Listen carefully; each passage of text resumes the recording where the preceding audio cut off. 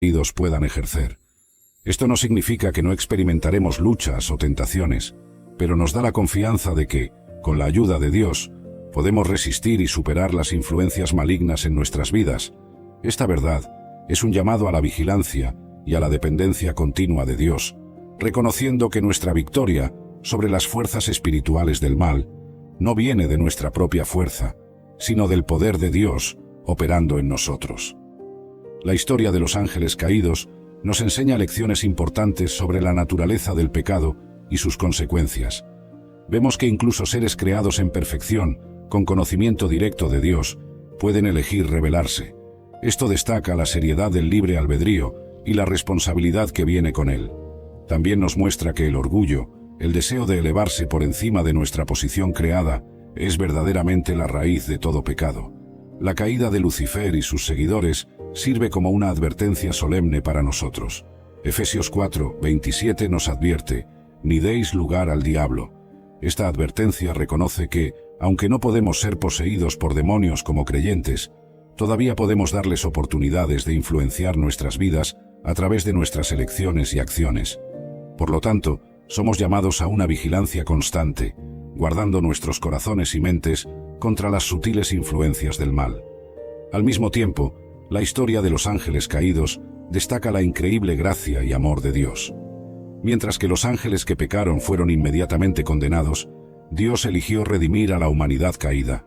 Juan 3:16 nos dice: «Porque de tal manera amó Dios al mundo, que ha dado a su Hijo unigénito, para que todo aquel que en él cree no se pierda, mas tenga vida eterna». Este versículo adquiere una nueva profundidad cuando se considera a la luz de la caída de los ángeles. Dios no ofreció redención a los ángeles caídos, pero envió a su propio Hijo a morir por los pecados de la humanidad. Esto resalta el valor incomparable que Dios nos da y la extensión de su amor. También nos recuerda la seriedad de rechazar esta oferta de salvación, pues si Dios no perdonó a los ángeles que pecaron, ¿cuánto más serio será el juicio de aquellos que rechazan a su Hijo? La comprensión de la realidad de los ángeles caídos y de su influencia continua en el mundo debe llevarnos a una vida de vigilancia espiritual y dependencia de Dios. Efesios 6:11-12 nos exhorta: «Vestíos de toda la armadura de Dios, para que podáis estar firmes contra las asechanzas del diablo.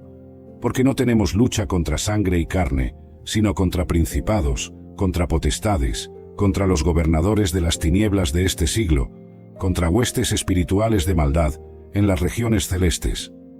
Este pasaje nos recuerda que estamos involucrados en una batalla espiritual continua. La armadura de Dios, mencionada aquí, incluye la verdad, la justicia, el evangelio de la paz, la fe, la salvación y la palabra de Dios.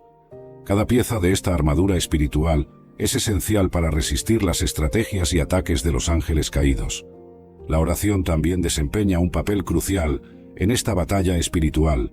Pablo continúa en Efesios 6:18, exhortándonos a orar en todo tiempo con toda oración y súplica en el Espíritu.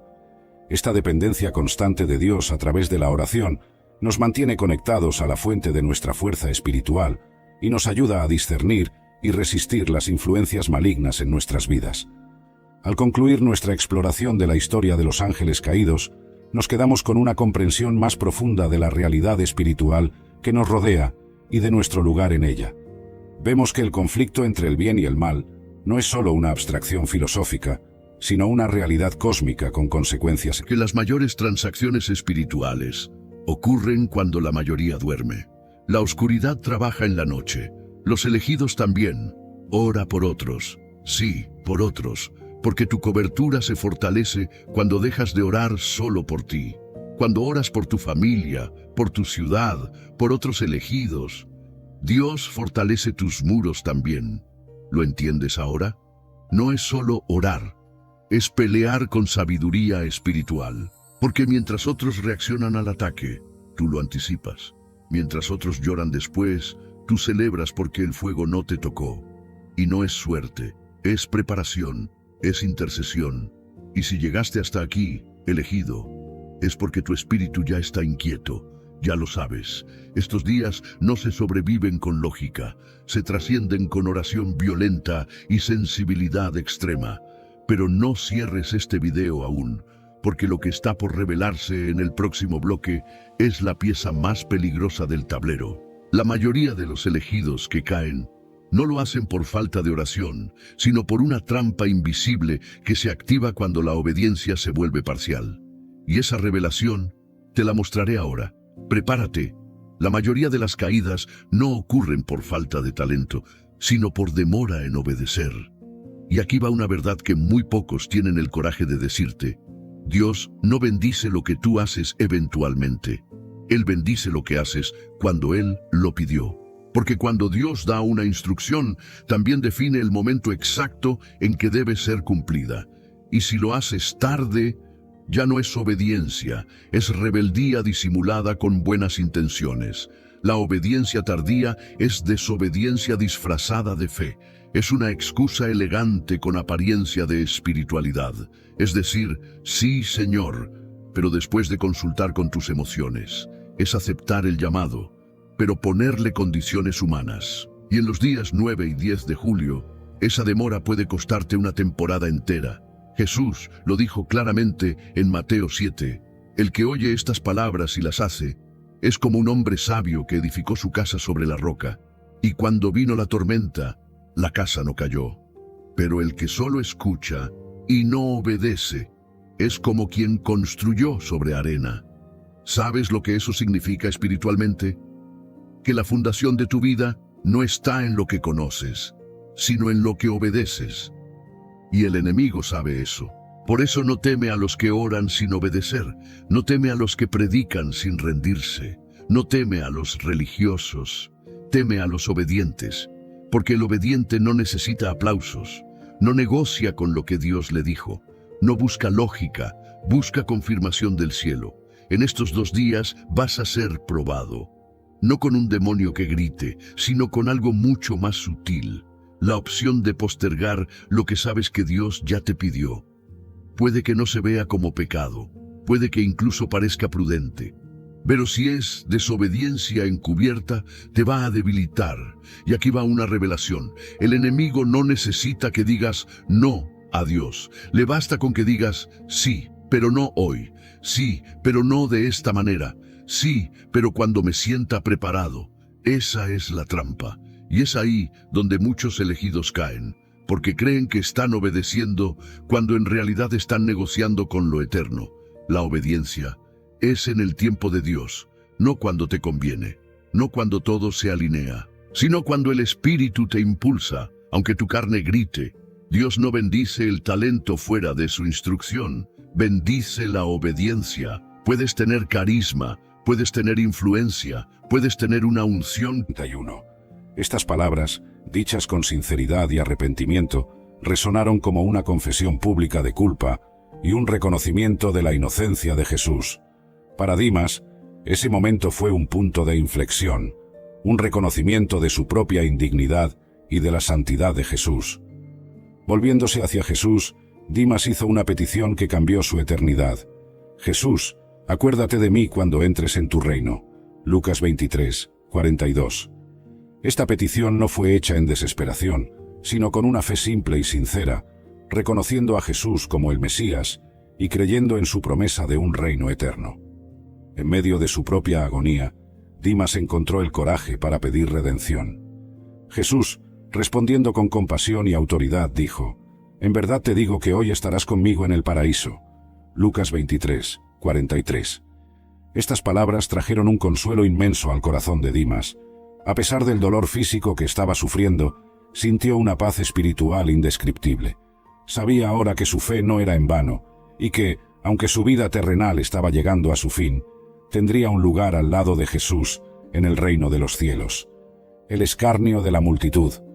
Mientras Jesús colgaba de la cruz, la multitud a su alrededor continuaba burlándose de él sin piedad. Los jefes de los sacerdotes, los maestros de la ley y los ancianos se unían en el escarnio. Salvó a otros, pero no puede salvarse a sí mismo. Es el Rey de Israel. Descienda ahora de la cruz y creeremos en él. Mateo 27, 42. Las palabras estaban llenas de desprecio, un intento de desacreditar el poder y la autoridad de Jesús. Veían su crucifixión como una confirmación de su propia justicia y la derrota final de Jesús. Los soldados también se unieron a los insultos, ofreciendo a Jesús vinagre para beber cuando dijo que tenía sed. Cada acto era un intento de humillarlo aún más, pero Jesús, incluso en medio del dolor excruciante, no respondía a las provocaciones con ira. En cambio oraba: «Padre, perdónalos, porque no saben lo que hacen». Lucas 23, 34. Sus palabras eran un testimonio de su infinita misericordia y compasión, incluso para con aquellos que lo estaban crucificando. Gestas, el ladrón a la izquierda, no se contuvo y continuó insultando a Jesús, repitiendo los desafíos de los líderes religiosos. «Si eres el Cristo, sálvate a ti mismo y a nosotros». Lucas 23, 39. Estaba desesperado, buscando una salida rápida para su propio dolor, sin entender la profundidad del sacrificio de Jesús. La insistencia de Gestas en los insultos contrastaba fuertemente con el cambio que estaba ocurriendo en el corazón de Dimas. Dimas, que hasta entonces había permanecido en silencio, no pudo soportar más la injusticia de lo que estaba oyendo. Levantó su voz contra Gestas diciendo: «¿Ni siquiera temes a Dios, estando bajo la misma condena? Nosotros en verdad con justicia, porque recibimos lo que nuestros actos merecían, pero este ninguno mal ha hecho». Lucas 23, 40 y 41.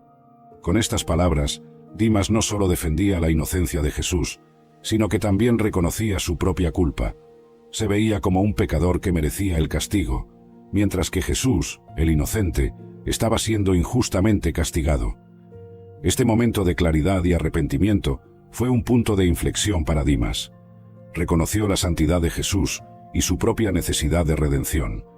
La confesión pública de Dimas y su defensa de Jesús, en medio del escarnio y el dolor, fueron un testimonio poderoso de la transformación que estaba ocurriendo en su corazón. No pidió ser salvado de la muerte física.